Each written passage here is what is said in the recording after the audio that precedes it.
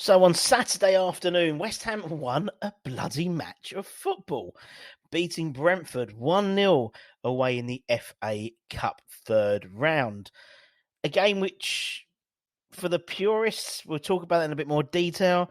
I think the important thing was the performance in terms of the result, but also the fact that we're still in the hat for the fourth round, which will be drawn later next week, I believe.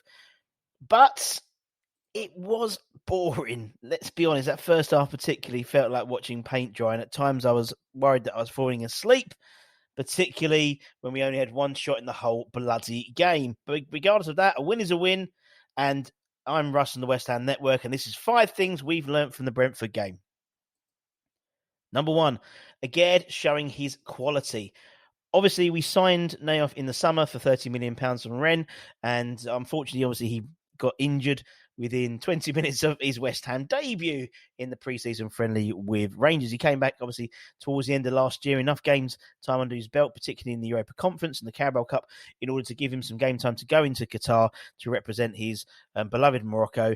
Obviously, they got to the semi-finals. He also, fortunately, got an injury, but they tried patching him up, but it didn't work, and obviously they fell at the semi-final hurdle. But regardless of that, he's come back and he's starting to get some game time again. And obviously on Wednesday against Leeds was his Premier League full debut. Now tonight against Brentford, he was class. I think he was my man of the match. Spoiler alert for the ratings show coming out on Monday. But he was my man of the match. He brought the ball forward. He started attacks from defence, whether it be him bringing the ball forward, whether it be him passing the ball. But also, he saved a lot of players' asses in terms of defensively with his pace, covering for Bonner and covering for Emerson and covering for Fabianski particularly. And I think you're just going to see more and more of why he was our number one transfer target in the summer. And actually, to be fair, he was our number one transfer target last summer as well, alongside Kurt Zouma. But they opted to get Zouma in last year and again in this year. Number 2, momentum to going into the Wolves game. Next week is a huge game away to Wolves, and you'll get all the information, all the latest, all the previews from the West Ham Network, so make sure you subscribe to the channel. And because of that, myself and Anton did a show in the afternoon beforehand, and we were cautious of the side that we thought Moyes was going to play. He could have gone one way or the other. He could have gone conservative and play a side similar to the one that he would normally play for the cup games, i.e.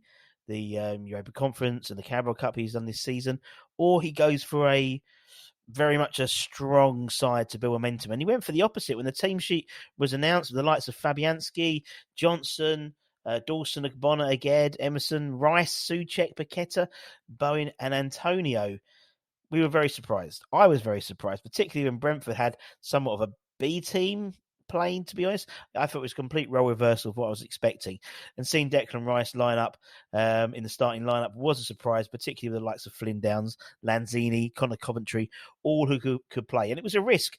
To be honest, I thought he put untoward pressure onto Moisey.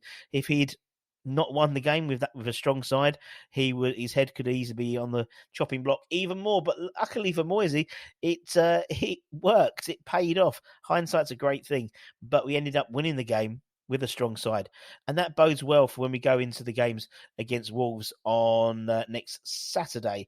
The likes of Wolves, for example, they played against Liverpool and they actually played out to a draw. Quite unlucky. VAR came to the favour of Liverpool, but they made 8 changes from the side that played Aston Villa away at the week before. We made, I think it was only 4 changes. Some maybe were forced in the fact that maybe Areola took a knock. We don't know. We know Soufal had a knock, and also we know potentially maybe Skamaka had a knock because he wasn't even on the bench, but we don't know that. But it's about building momentum. It's about keeping this momentum going into these massive games. We've got 3 weeks, particularly 3 massive games coming up, the likes of Wolves, then followed by Everton, then followed by Nottingham Forest. All games we need to be getting points on. And it's worth saying that actually we are still unbeaten in 2023. So long may that continue into January. Number 3, clean sheet confidence. Not talking about my bed sheets after a heavy night out, but I'm talking about defensively. We kept a clean sheet. The first clean sheet we've kept in the in English games. So we'll just say English games. Let's include the Premier League. Since, I believe, Bournemouth. We beat Bournemouth in pre-World Cup, pre-World Cup. And we had a relatively strong defence. We went with back three, obviously, with the likes of Ogbonna, Craig Dawson, and obviously Naya Faged. We had Emerson. We had Ben Johnson back into the fold as well.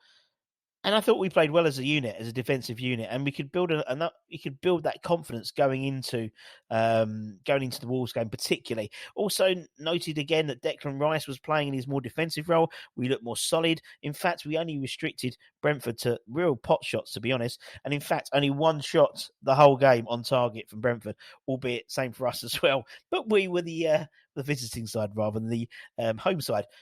It all builds that confidence going into this sort of crucial 3 or 4 games coming up.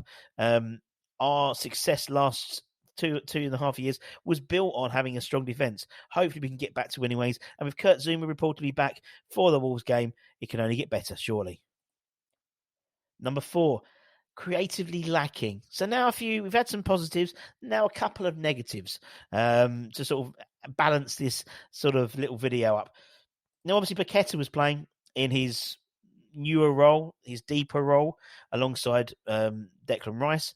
And interestingly, listen to the commentary in terms of they were very critical on that, in the fact that he was trying to dictate the pace and creativity and dictate the game from quite a deep position, picking up the ball from the goal line, obviously. In terms of looking at his heat map, you can see that despite drifting out to the left, there was a lot of, I would say half of his time was spent in the actual defending third. And with someone like Paqueta, we need him further up. And if we're not going to have Paqueta as more of an attacking threat in terms of creatively, then we need people like Ben Rama around him. Obviously, Benny didn't start and came off the bench and made a massive difference, just in terms of creativity, in terms of drive, in terms of options as well, and obviously scoring the winner as well. Slightly fortuitous, I think, potentially. But if you're playing this deep line role, I would say there was nothing to counterbalance that Paqueta positioning. And I think Ben Rama if you're playing Paqueta in a deeper role, you need Ben Rama in there, whether it's a 10 or whether it's as a left-sided player. Obvious decision there. I think we need to really, really look at that, because we need to make sure we've got this creativity going into these crucial games. And number 5, Antonio, your time is up. Obviously, Skamaka played on Wednesday, scored, looked a different player. After that, the confidence was back, the swagger was back, and wasn't in the squad, wasn't in the starting lineup today, wasn't in the squad either. And Michail Antonio, led the line, so to speak. But did he really lead the line? Looking at his heat map, that's not the case. This is our forward. This is our striker. This is our number 9, so to speak. This is our man who needs to get the goals. Spent the majority of his time in terms of touch map on the left wing. That's not what we need.